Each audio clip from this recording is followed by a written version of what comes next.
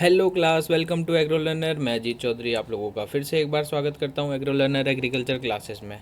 हाँ, तो कि स्टूडेंट, आज तक हमारी जो क्लासेस हो गई थी, सेकंड चैप्टर की भी हमारी 2 क्लासेज और हो गई थी, जिसमें कि हमने बात किया था जो जैविक खेती परिभाषा एवं महत्व है।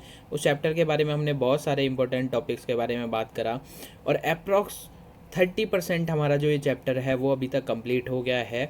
और आज हम इस वीडियो में जो लेकर आए हैं आप लोगों के लिए, वो वही लेकर मैं जो आया हूँ।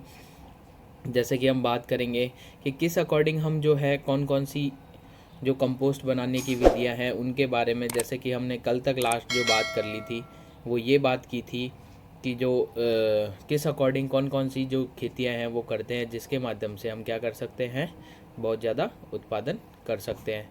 जीवांश खाद, इनके बारे में हमने पढ़ लिया था, स्वास्थ्य के खाद के बारे में भी पढ़ लिया था।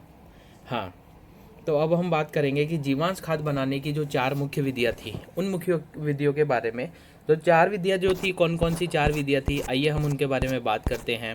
तो सबसे पहली जो विधि थी वो थी गोबर की खाद वाली विधि। सेकंड जो विधि थी वो थी वर्मी कंपोस्ट वाली विधि। तीसरी जो विधि थी वो थी कंपोस्ट वाली विधि। और जो फोर्थ विधि थी जो थी वो कौन सी थी, हरी खाद वाली विधि। तो ये जीवांश खाद बनाने की क्या विधियां हैं, 4 विधियां थी। 4 विधियों का नाम तक हमने पढ़ लिया था। आज हम बात करते हैं कि गोबर की खाद जो बनाने की विधि होती है वो क्या होती है। गोबर की खाद बनाने की विधि मतलब गोबर के द्वारा बनाई गई जो खाद होती है उसे ही हम क्या कहते हैं, गोबर की खाद कहते हैं। अब गोबर की खाद, आप लोग सोच रहे होंगे कि गोबर तो हमारे वैसे ही जो जानवर होते हैं, पशु पशु होते हैं, वो इजीली दे देते हैं, तो हम उसको क्या मॉडिफाई करेंगे, क्या चेंजेस करेंगे, इसके बारे में। तो आज हम बात करते हैं कि हमारे घरेलू जो वेस्ट मटेरियल्स होते हैं उनके द्वारा भी हम उन्हें सड़ा गलाकर, जैसे पशुओं की बिछावन हो गई, पेड़ पौधों की पत्तियां हो गई, भूसा हो गया, खराब भूसा हो गया, इन सारों को मिलाकर जिस तरीके की हम जो खाद डेवलप करते हैं उसको कहते हैं गोबर की खाद। तो आइए हम बात करते हैं गोबर की खाद के बारे में। तो वह खाद जिसमें घरेलू पशुओं के द्वारा जो नत्रजन होता है, जैसे कि गोबर होता है, उनका मलमूत्र होता है। जैसे कि घरेलू पशुओं की हम बात करते हैं तो गाय, भैंस, भेड़, बकरी, बैल, ऊंट, ये सारे जो हैं वो कौन से पशुओं में आए जाते हैं, घरेलू पशुओं में आए जाते हैं। इनका जो वेस्ट मटेरियल होता है, मतलब हम कहते हैं जो नत्रजन होता है इनका, या तो मल होगा या क्या होगा, मूत्र होगा। इन सभी मल और मूत्र को या तो हम बिछावन के माध्यम से, या बिछावन के माध्यम नहीं तो हम अपने आप ही उसको क्या करेंगे, एकत्रित करके, और उसे सिस्टमेटिकली हम जिस खाद को तैयार करेंगे उसे क्या कहते हैं। जैसे बिछावन में हम किसका उपयोग कर सकते हैं, या तो हम बात करते हैं भूसे का उपयोग कर सकते हैं, या लकड़ियों की जो खली होती है, मतलब लकड़ी का जो बुरादा होता है उसका उपयोग कर सकते हैं। पेड़ पौधों की पत्तियां होती है, इन सब को आदि को जो है बिछावन के लिए उपयोग करते हैं। क्यों करते हैं, क्योंकि जो मल और मूत्र जो होता है उसमें नाइट्रोजन, NPK, नाइट्रोजन, फास्फोरस और पोटास की भी मात्रा पाई जाती है, और उसके साथ साथ में उसमें बहुत ज़्यादा नत्रजन की मात्रा पाई जाती है। इस वजह से हम उसको क्या करते हैं, संग्रहण करते हैं, उसको क्या कहते हैं, उसको संगठित करके हम उसे काम में लेने के लिए उसको उपयोग करते हैं। तो वह खाद जिसके अंदर घरेलू पशुओं के मल, मूत्र, या हम कह सकते हैं बिछावन आदि से सड़ा गलाकर जो भी हम खाद तैयार करते हैं उसी को क्या कहते हैं, गोबर की खाद कहते हैं। अब गोबर की खाद की हम बात करते हैं कि गोबर की खाद के अंदर कौन कौन से घटक होते हैं। तो गोबर की जो खाद है, हम 3 तरीके से गोबर की खाद को प्राप्त कर सकते हैं। पहली हम बात करते हैं गोबर की खाद, दूसरा मूत्र के माध्यम से, और तीसरा जो है वो बिछावन के माध्यम से ही हम क्या करते हैं, गोबर की खाद बनाने के जो मुख्य घटक हैं उनको हम कलेक्ट कर सकते हैं। अब हम बात करते हैं कि कैसे उन्हें कलेक्ट करेंगे। तो नॉर्मली हम बात करते हैं, जैसे कि गोबर की खाद के बारे में हम बात करते हैं, तो गोबर की खाद के अंदर 0.3 से 0.7% नाइट्रोजन पाया जाता है। क्या पाया जाता है, नाइट्रोजन पाया जाता है। फास्फोरस की भी अगर हम बात करते हैं तो 0.25% फास्फोरस पाया जाता है गोबर के अंदर। और पोटास की अगर हम बात करते हैं तो 0.3 से 0.5% ही उसमें क्या पाया जाता है, पोटास की मात्रा पाई जाती है। नेक्स्ट हम बात करते हैं मूत्र के अंदर जो है NPK कितना पाया जाता है। तो मूत्र की अगर हम बात करते हैं तो 0.4 से लेकर 1.357% तक उसमें क्या पाया जाता है, मूत्र में नाइट्रोजन पाया जाता है। नाइट्रोजन क्या करता है, हमारे जो पौधों को वृद्धि नियंत्रक का कार्य करता है। दूसरा पोटास की बात करते हैं तो 0.05 से लेकर 0.110% जो है मूत्र में पोटास नाइट्रोजन फास्फोरस पाया जाता है। थर्ड जो हम बात करते हैं पोटास की, 0.5 से लेके 2% तक उसमें क्या पाया जाता है, पोटास पाया जाता है। मूत्र में इसके अलावा भी यूरिया भी पाया जाता है। मूत्र की अगर हम बात करते हैं तो मूत्र में 2% यूरिया पाया जाता है। अब हम बात करते हैं बिछावन। बिछावन क्या होती है, पशुओं के अब हम बात करेंगे बिछावन की इम्पोर्टेंट क्यों होती है। देखिए कि हम जो भी, क्योंकि पशुओं का जो मल को तो हम इजीली कलेक्ट कर लेते हैं, बट जो मूत्र होता है उसको हम क्या करते हैं, उसको हम अच्छे से एब्जॉर्ब नहीं कर पाते, मतलब कि हम उसको क्या नहीं कर पाते, उसको हम कह सकते हैं कि उसको इकट्ठा नहीं कर सकते। तो इसके लिए हम क्या करते हैं, एक बिछावन कर देते हैं, जिस उस बिछावन के माध्यम से ही जो है वहाँ पर पशुओं का जो मूत्र में जो आवश्यक पोषक तत्व होता है, मतलब नाइट्रोजन, फास्फोरस, पोटास जो होता है, उसके अलावा यूरिया की मात्रा है जो उस बिछावन के अंदर संचित हो जाए, क्योंकि वो बिछावन में जैसे ही पशु है जो मूत्र करेगा तो वो सीधा फर्श पर ही गिरता है, तो फर्श पर गिरने पर वो नष्ट हो जाता है, तो इस वजह से बिछावन का काम में लिया जाता है। दूसरी हम बात करते हैं कि जो बिछावन का उपयोग पहला तो मूत्र शोषण के लिए करते हैं, दूसरे की हम बात करते हैं तो जो बिछावन है, जो अगर हम खाद तैयार करते हैं तो उस खाद में अच्छा वायु संचार के माध्यम भी होता है, इस वजह से हम उसका बिछावन का उपयोग करते हैं। अब हम बात करते हैं कि कौन कौन से पोषक तत्व हैं जो गोबर की खाद में पाए जाते हैं। तो गोबर की खाद में जो आवश्यक पोषक तत्व पाए जाते हैं वो है nitrogen, phosphorus, potash, calcium, magnesium, गंधक, लोहा, तांबा, जस्ता, मैग्नीज। ये सारे मतलब जो 17 पौधे को आवश्यक पोषक तत्व हैं, 17 टाइप के, वो सारे पोषक तत्व किसके अंदर पाए जाते हैं, गोबर की खाद के अंदर पाए जाते हैं। अब हम बात करेंगे कि गोबर की खाद तो हम नॉर्मली इजीली क्या कर सकते हैं कि हाँ, हमारे जो पशुओं ने गोबर किया उसको हम डायरेक्टली उठा के सीधा खेत में भी डाल सकते हैं। तो ये गोबर की खाद बनाने की हमें ज़रूरत क्यों पड़ी, तो हम बात करते हैं कि जो पहले क्या था कि हम इस तरीके की गोबर की खाद जो है उसको उपयोग में लेते थे, पर उसका प्रभाव क्या पड़ा कि हमारी जो धीरे धीरे क्या है कि हमें पता ही नहीं था, जो गोबर के अंदर जो पोषक तत्व होते थे उनका बहुत ज़्यादा नुकसान हो जाता था, ह्रास हो जाता था, कमी हो जाती थी। क्यों कमी हो जाती थी, क्योंकि उनको पता ही नहीं होता था कि हम जो आवश्यक पोषक तत्व हैं उनको किस अकॉर्डिंग हम संरक्षित करें, मतलब उनका जो सुरक्षित उनको कैसे हम खेत तक पहुंचाने का काम करें। तो इस वजह से हमें गोबर की खाद तैयार करने की विधि का अपनाना पड़ा। देखिए, ये जो गोबर की खाद बनाने की तकनीकी विधि की अगर हम बात करते हैं तो 3 तरीके से गोबर की खाद को बनाया जाता है। पहली विधि है जो प्रचलित विधि है। प्रचलित विधि हम कह सकते हैं जो पहले से कंटिन्यूसली चली आ रही है, वो कैसे चली आ रही है उसकी भी बात हम करते हैं। दूसरी है संशोधित विधि, फिर उस प्रचलित विधि को ही धीरे से कुछ मॉडिफाई किया, जिसकी वजह से संशोधित गड्ढा विधि अपनाई गई। और तीसरी जो विधि है वो है ट्रेंच विधि। तो ये तीनों विधियां गोबर की खाद बनाने की विधियां हैं। इन विधियों के माध्यम से ही गोबर की खाद को अच्छे से बनाया जा सकता है। देखिए, प्रचलित विधि की बात करते हैं। प्रचलित विधि में क्या है, किसान जो है एक निश्चित जगह पर गोबर की, जो पशुओं के द्वारा गोबर की खाद की जाती है, उसको डाल देते हैं, जिससे क्या होता है, क्योंकि उसके अंदर जो आवश्यक नमी होती है वो नमी की आवश्यक पूर्ति नहीं होती है, जिसकी वजह से हमारी जो हम बात करते हैं तो जैसे कि जो पोषक तत्वों की मात्रा होती है वो कम हो जाती है। जो हमारी गोबर की खाद होती है उसकी गुणवत्ता होती है वो भी कम स्तर की हो जाती है। उसके बारे में बात करें कि जो गोबर हो रहा है और चारा है उसको खुले में डाल देते हैं, जिसकी वजह से उसके अंदर आवश्यक नमी है वो नहीं रह पाती है, और उस नमी की नहीं रहने की वजह से जो सूक्ष्म जीव है उसे अच्छे तरीके से सड़ा गलाकर और क्या नहीं करते हैं, अच्छे तरीके से सड़ा गला नहीं पाते हैं, जिसकी वजह से उसमें जो माइक्रो ऑर्गेनिज्म होता है, सूक्ष्म जीव होते हैं, वो उत्पन्न नहीं हो पाता है। इस वजह से ये प्रचलित विधि थी जो दोषपूर्ण विधि थी, क्योंकि इसमें जो आवश्यक पोषक तत्वों की मात्रा बहुत कम रहती थी और जो गोबर की खाद हमें मिलती थी उसकी गुणवत्ता भी अच्छी नहीं रहती थी। तो ये था हमारा प्रचलित विधि के बारे में। दूसरी विधि हम बात करते हैं संशोधित गड्ढा विधि। संशोधित गड्ढा विधि की अगर हम बात करते हैं तो ये वह विधि है जिसमें हम एक गड्ढा बनाकर और क्या करते हैं, जो हमारा गोबर होता है उसको हम उसमें डालते हैं, परतों के अंदर उसे गोबर को डालते हैं, और गड्ढा बनाने के बाद में पर्टिकुलर अगर हम बात करें कि एक जो पशु है उसके लिए हम कितना गड्ढा बनाएं, तो एक पशु के लिए हमारा अगर साल भर की बात करें तो लंबाई उसकी होनी चाहिए 3 मीटर, चौड़ाई उसकी होनी चाहिए 2 मीटर, और गहराई उसकी जो होनी चाहिए वो होनी चाहिए 1.1 मीटर का गड्ढा हम उपयुक्त ले सकते हैं। अब इस गड्ढे की अगर हम बात करते हैं तो इस गड्ढे की लंबाई चौड़ाई जो है वो पशुओं के आधार पर भी क्या कर सकते हैं, पशुओं के आधार पर मान लो ये तो एक साल में एक पशु के लिए जो गड्ढा हम तैयार करते हैं उसका मेज़रमेंट है। अगर मान लो हमारे पास 2 पशु हैं, 3 पशु हैं, तो उनकी मेज़रमेंट भी इस अकॉर्डिंग ही अलग अलग, मतलब जैसे एक के लिए 3 मीटर तो 2 के लिए 6 मीटर ले लेंगे। लंबाई चौड़ाई उसकी बढ़ा सकते हैं बट गहराई उसकी नहीं बढ़ा सकते। दूसरा बात करते हैं कि इसमें सबसे पहले क्या किया जाता है, तो सबसे पहले जो गड्ढा होता है उसका जो नीचे नीचे पैंदा होता है, पैंदा बोले तो हम नीचे की जो परत होती है वहाँ पर हम क्या करते हैं, सबसे पहले बिछावन कर देते हैं। बिछावन क्यों करते हैं, बिछावन इसलिए करते हैं कि हमारा जो हम डाल रहे हैं खाद को, जो हम डालेंगे उस खाद के अंदर आवश्यक नमी जो हमारी बनी रहे।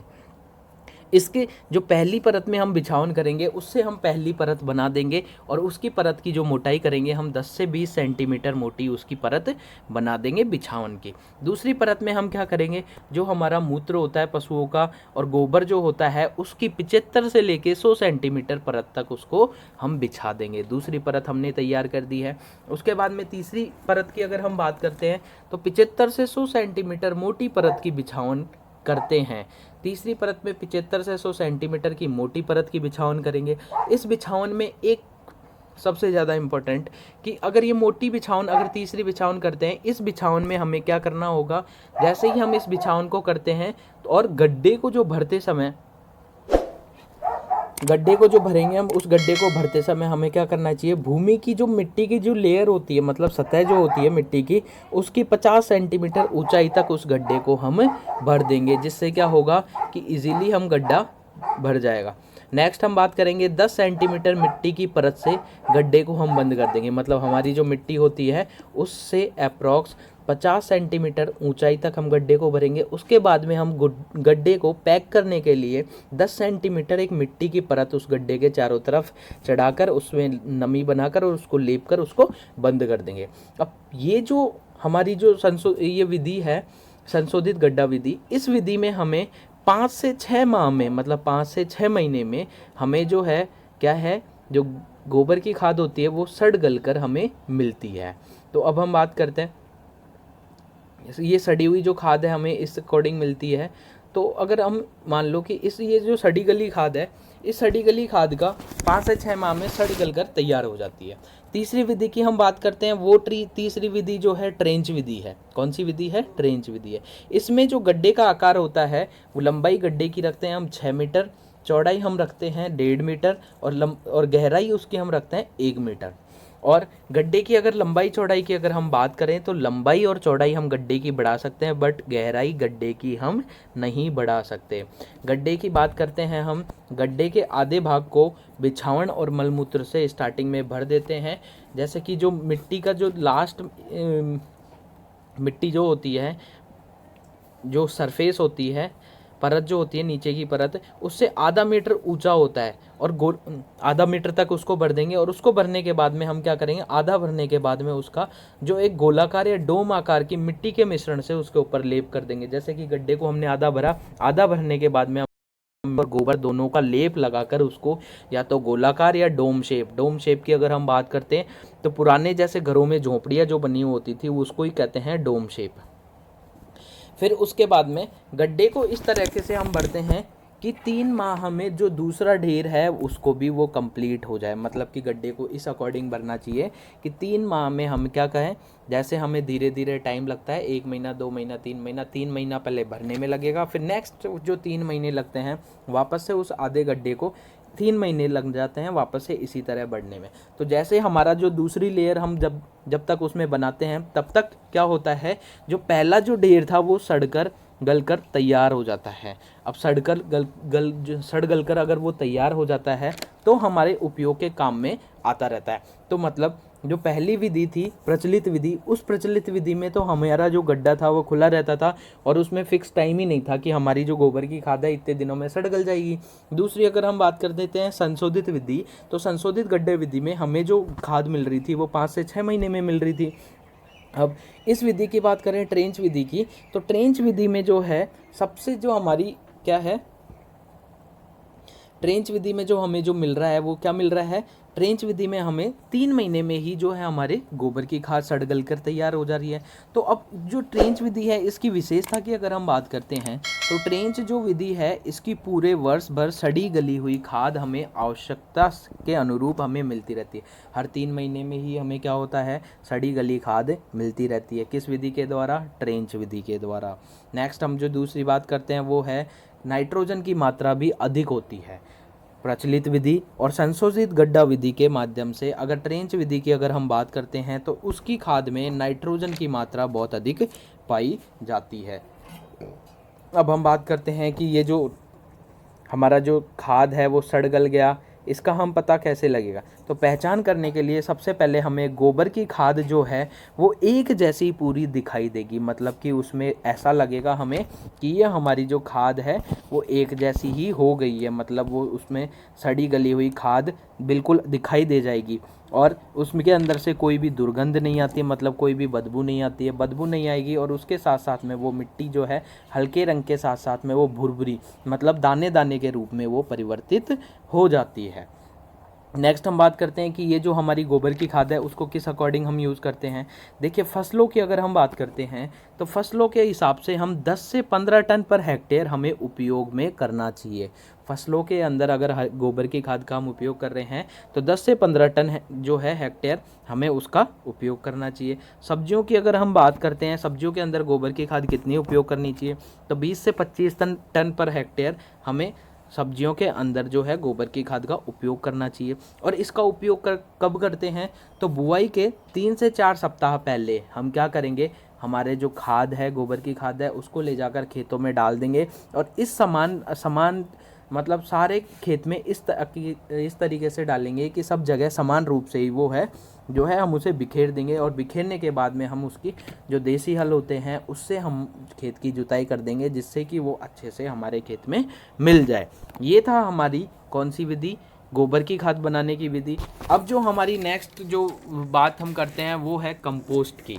कंपोस्ट क्या होता है, तो कंपोस्टों की अगर हम बात करते हैं तो जैविक रसायनों की क्रिया है जिसमें जीवाणुओं के द्वारा हमारी जो खाद होती है उसको धीरे धीरे बारीक खाद के रूप में परिवर्तित कर देते हैं और पूर्ण सड़ा गलाकर उस कार्बनिक खाद को कंपोस्ट के रूप में हमारे तैयार कर दी जाती है।